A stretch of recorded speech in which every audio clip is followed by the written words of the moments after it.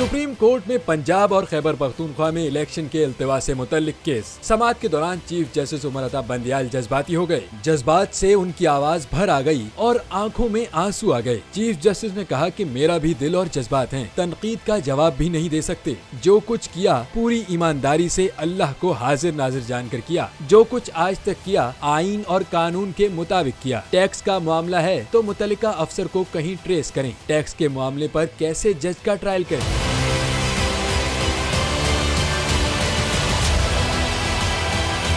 Justice Umar Ata Bandial का कहना था, जस्टिस मुजाहिर नकवी को बेंच में शामिल करना किसी को खामोश पैगाम देना था। पीर का सूरज नवीद लेकर तुलू होगा। जो कुछ किया ईमानदारी से। हुकूमत और अपोजिशन मुज़ाकरात नहीं करते तो फिर अदालत आईनी किरदार अदा करेगी। चीफ जस्टिस का कहना था, ऑडियो लीक्स की बुनियाद पर कैसे निशाना बनाया जा रहा है। कानून पर बात करें तो वो बतौर जज सुनेंगे। जजेस के बारे में बात करेंगे तो फिर मेरा सामना करना पड़ेगा।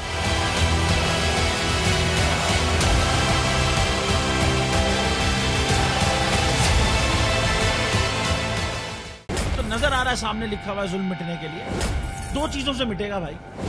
एक, अदल की कुर्सी पे जो लोग बैठते हैं ना, वो अदल के हिसाब से फैसले करने लगे। दूसरा, कौम निकल खड़ेगी उस जुल्म के खिलाफ, तो जुल्म खत्म हो जाएगा। या इन दोनों में से कोई एक चीज हो जाए या दोनों हो जाए। अगर 420 का मुकदमा था, उस वक्त अदलिया में जो लोग बैठे हुए केस देख रहे थे, वो पूछते ना यार चीट हुआ कौन है। जब उनको दिखता कोई चीट नहीं हुआ, केस खत्म कर देते। तो जालिम जुल्म कर ही नहीं पाता। 9 जजेस ने नोट बिफोर किया मेरे केस को यार, 1.5 साल चला।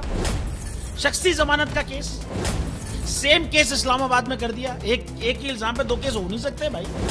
मतलब 60 दिन का वक्त होता है। 102 दिन के बाद मैं जीत गया, केस बरी हो गया। 102 दिन के बाद अपील फाइल की, एक्सेप्ट कर ली। नहीं करते ना एक्सेप्ट, खत्म हो जाता ना जुल्म यार।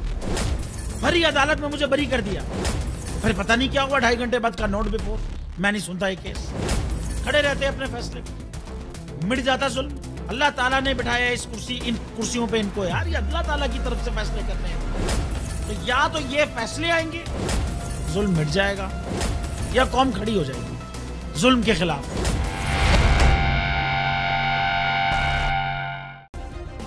सब्सक्राइब करें और बेल दबाएं ताकि कोई खबर रह न जाए।